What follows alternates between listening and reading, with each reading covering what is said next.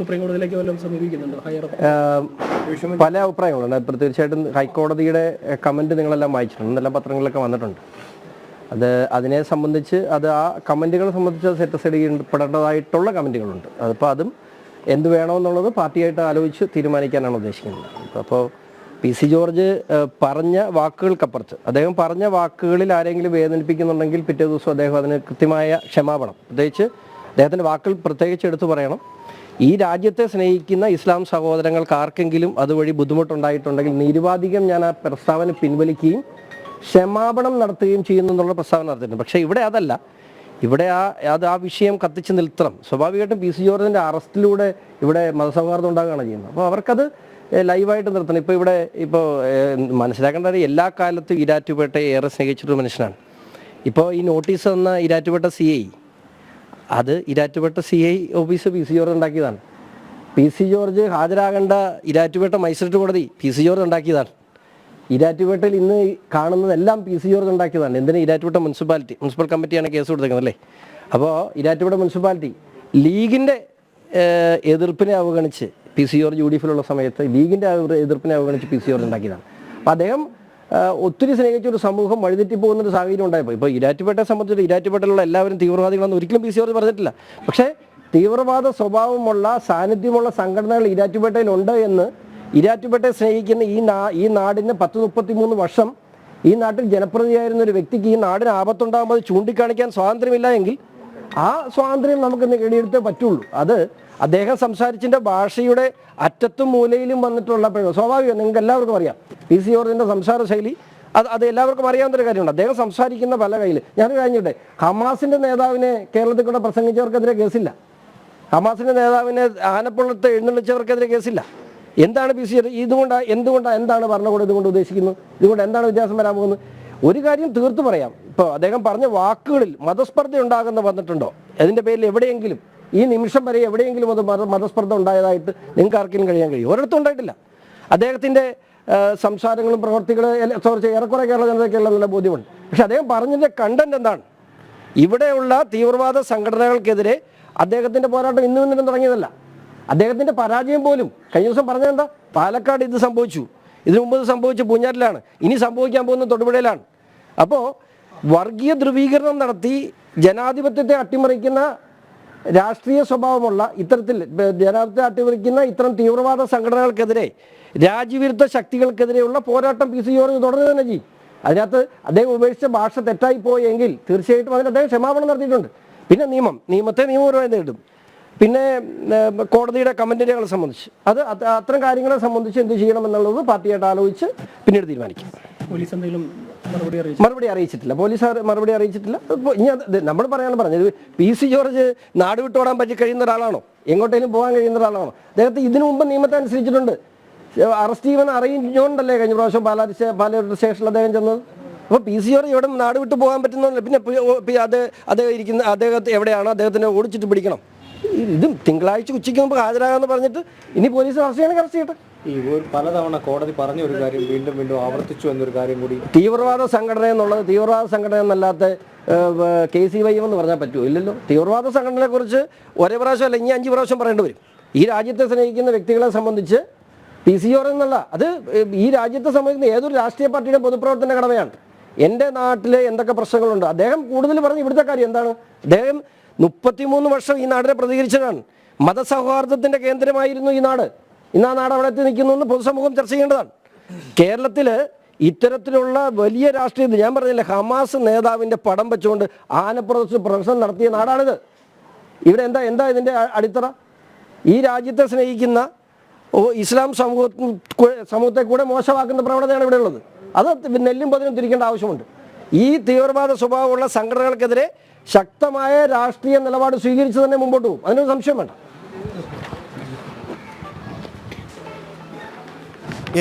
വളരെ കൃത്യമായ മറുപടിയാണ് ഷോൺ ജോർജിൻ്റെ ഭാഗത്തുനിന്നുണ്ടായത്.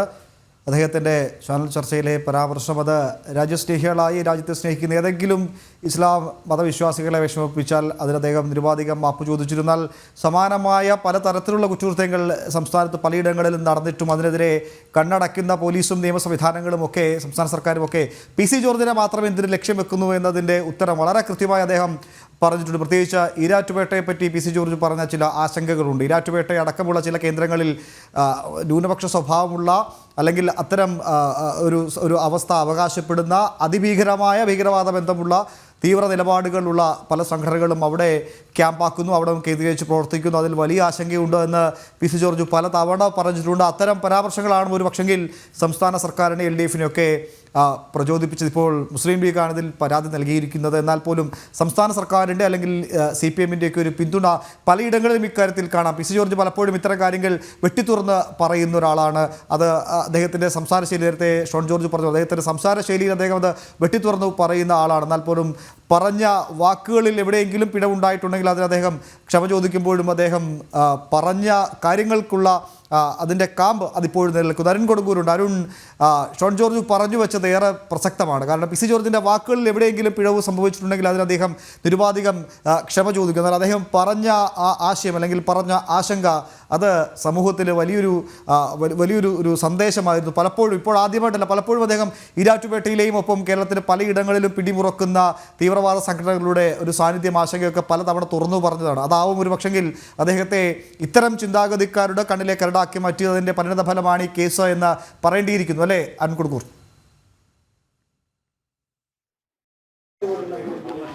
തീർച്ചയായും. എന്തായാലും ഇപ്പോഴാണ് പി സി ജോർജിൻ്റെ ഭാഗത്തുനിന്നും കൃത്യമായ ഒരു മറുപടി ഈ വിഷയത്തിൽ ഉണ്ടായിരിക്കുന്നത്. നിയമ നടപടിയുമായി പോലീസ് മുന്നോട്ട് പോകുന്ന ഒരു സാഹചര്യത്തിൽ കൃത്യമായി തൻ്റെ നിലപാട് അദ്ദേഹം വ്യക്തമാക്കുന്നു.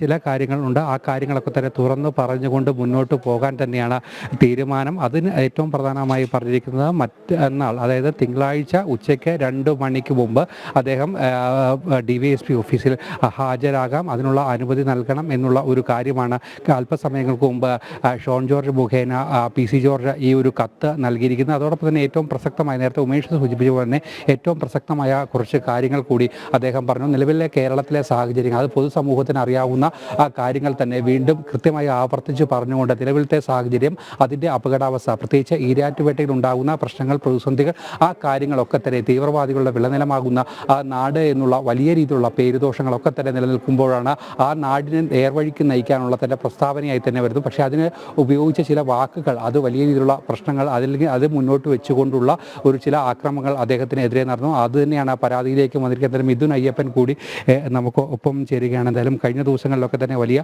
രാഷ്ട്രീയ വിവാദമായി ഇത് മാറുന്ന ഒരു സാഹചര്യം ഉണ്ടായിരുന്നാലും ഷോൺ ജോർജിൻ്റെ വാക്കുകളിൽ നിന്ന് വ്യക്തമാണ് ഉന്നയിച്ച കാര്യങ്ങൾ, ആ വാക്കുകൾ തെറ്റായി വന്നിട്ടുണ്ടെങ്കിൽ, ആർക്കെങ്കിലും ഏതെങ്കിലും തരത്തിലുള്ള ബുദ്ധിമുട്ട് ഉണ്ടായിട്ടുണ്ടെങ്കിൽ നിരുപാധികമായുള്ള ക്ഷമ, അത് നേരത്തെ തന്നെ അദ്ദേഹം ചോദിച്ചതാണ്. എന്തായാലും ഈ ഒരു നടപടിയുമായി മുന്നോട്ട് പോകാൻ തന്നെയല്ല തീരുമാനം. തീർച്ചയായും ഈ വിഷയവുമായി ബന്ധപ്പെട്ട് ഈ ഹൈക്കോടതിയിലെ എത്തുന്നതിന് മുമ്പുള്ള കീഴ്ക്കോടതിയിലുള്ള വാദ സമയങ്ങളിലെല്ലാം തന്നെ പി സി ജോർജിൻ്റെ ഭാഗം വ്യക്തമാക്കിയിരുന്നത് ഇത് തന്നെയാണ്. ഇതൊരു നാക്കുപിഴയാണ്, അല്ലെങ്കിൽ ഈ കേസ് എന്ന് പറയുന്നത് തന്നെ ഒരു രാഷ്ട്രീയ പ്രേരിതമായിട്ടുള്ളൊരു കേസ് എന്നുള്ള നിലയിലേക്കാണ് ഇത് കൊണ്ടുപോകുന്നത്. തീർച്ചയായിട്ടും ഒരു നാക്കുപിഴയുടെ പേരിലുണ്ടാക്കിയ ഈ ഒരു വിവാദത്തെ അനാവശ്യമായി വലിച്ചിഴയ്ക്കുന്നു എന്നുള്ളതാണ് ഉന്നയിച്ചിരുന്നത്. അത് തന്നെയാണ് ഇപ്പോഴും ഷോൺ ജോർജ് പി സി ജോർജിൻ്റെ വാക്കുകൾ നിലയ്ക്ക് ഇന്നിപ്പോൾ വ്യക്തമാക്കിയിരിക്കുന്നത്. തീർച്ചയായിട്ടും ഈരാറ്റുപേട്ടയിൽ തീവ്രവാദ പ്രവർത്തനവുമായി ബന്ധപ്പെട്ടിട്ടുള്ള അല്ലെങ്കിൽ അത്തരത്തിലുള്ള വിധ്വംസക പ്രവർത്തനങ്ങളുമായിട്ട് ബന്ധപ്പെട്ട് എല്ലാ കാലവും ശബ്ദമുയർത്തിയിരിക്കുന്ന വ്യക്തിയാണ് പി സി ജോർജ്. അത് ഇന്നലെയും തുടങ്ങിയതല്ല. ഒരുപക്ഷെ കഴിഞ്ഞ തെരഞ്ഞെടുപ്പുകളിലുണ്ടായ അദ്ദേഹത്തിൻ്റെ തോൽവി പോലും അതിൻ്റെ അനന്തരഫലമാണ് എന്നാണ് പറഞ്ഞു വെക്കുന്നത്. അത്തരത്തിലുള്ള നിലപാട് കൃത്യമായി എടുക്കുന്ന പി സി ജോർജ് എന്ന വ്യക്തി ചാനൽ ചർച്ചയിലുണ്ടായ ഈ ഒരു പരാമർശം, അത് തീർച്ചയായും ഒരു പൊതുവെ ഒരു സമൂഹത്തിനെതിരെയുള്ള ഒരു പരാമർശമായിരുന്നില്ല. ഒരു സംഘടനയെ വിമർശിക്കുന്നതിനിടയിൽ ഒരു നാക്കുപിഴ സംഭവിച്ചു പോയി. അതിന് പിറ്റേ ദിവസം തന്നെ മാപ്പ് ചോദിക്കുകയും ചെയ്തിട്ടുണ്ട് എന്നുള്ളതാണ് വ്യക്തമാക്കുന്നത്. അത് ഏതെങ്കിലും തരത്തിൽ ഒരു സമൂഹത്തെ ഒന്നാകെ വിമർശിച്ചതായി അല്ലെങ്കിൽ അടച്ചാക്ഷേപിച്ചതായിട്ട് ആർക്കെങ്കിലും വിഷമം ഉണ്ടായിട്ടുണ്ടെങ്കിൽ അതിന് മാപ്പ് ചോദിക്കുന്നു എന്ന് സാമൂഹ്യ മാധ്യമങ്ങളിലൂടെ പി സി ജോർജ് തന്നെയാണ് പരസ്യമായി പ്രസ്താവന ഇറക്കിയത്. അതിനുശേഷവും ഈ കോടതിയിലടക്കം ഇതേ കാര്യം പി സി ജോർജ് ആവർത്തിക്കുകയാണ് ചെയ്തത്. ഇപ്പോൾ ഈ അവസരത്തിലും ഇത് തന്നെയാണ് ആവർത്തിക്കുന്നത്. ഒരു തരത്തിലും കേസുമായി പിന്നോട്ട് പോകാനോ അല്ലെങ്കിൽ ഒളിഞ്ഞിരിക്കാനോ പി സി ജോർജ് എന്ന വ്യക്തിക്കാവില്ല. പി സി ജോർജ് അടിമുടി ഒരു രാഷ്ട്രീയ മനുഷ്യനാണ്. ഒരിക്കലും ഇത്തരത്തിലുള്ള നിയമത്തിൻ്റെതായിട്ടുള്ള രീതിയിൽ നിന്ന് ഒളിച്ചോടാൻ കഴിയില്ല. ഇന്ന് ഇത്തരത്തിൽ നോട്ടീസുമായി ബന്ധപ്പെട്ട് പോലീസ് ഇവിടേക്ക് എത്തിയപ്പോൾ ഇവിടെ പി സി ജോർജ് ഇല്ല എന്നുള്ള കാര്യം അറിയിച്ചു. ഇന്ന് 2 മണിക്ക് അകം ഹാജരാമോ ആകാമോ എന്നുള്ള ആവശ്യമാണ്. മാത്രം ഇടപെടുകയാണ്. വരുന്ന ബുള്ളറ്റിനിൽ വിശദമായ റിപ്പോർട്ടുകൾ പ്രതീക്ഷിക്കുന്നത്. ഏതായാലും ഷോൺ ജോർജ് പറഞ്ഞത് തന്നെയാണ് നമുക്കും പറയാനുള്ളത്. അദ്ദേഹം പറഞ്ഞ വാക്കുകളിൽ ആർക്കെങ്കിലും വിഷമം ഉണ്ടായിട്ടുണ്ടെങ്കിൽ അതിന് അദ്ദേഹം ക്ഷമ ചോദിച്ചിരുന്നു. അദ്ദേഹം പറഞ്ഞ കാര്യങ്ങളിൽ ആ ആശങ്കയിൽ അത് ഇപ്പോഴും കാമ്പോട് കൂടി നിലനിൽക്കുന്നുണ്ട്. പലയിടങ്ങളിലും പിടിമുറുക്കുന്ന ഭീകരതയുടെ വാർത്തകൾ ഓരോ ദിവസം കഴിയുമ്പോഴും പുറത്തു വരുന്നുണ്ട്. അതിനുള്ള ആശങ്കയാണ് അദ്ദേഹം പങ്കുവച്ചത്. അക്കാര്യത്തിലാണ് ഇപ്പോൾ എന്തായാലും നിയമ നടപടികളിലേക്ക് കടക്കുന്നത്. നിയമത്തിന് വഴിക്കേറെ നിയമപരമായി തന്നെ നേരിടുമെന്ന് ഷോൺ ജോർജും വ്യക്തമാക്കിയിട്ടുണ്ട്. അരുൺ കൊടുങ്ങൂരും മിഥുൻ അയ്യപ്പനുമാണ് വിശദമായ വിവരങ്ങൾ പങ്കുവച്ചത്.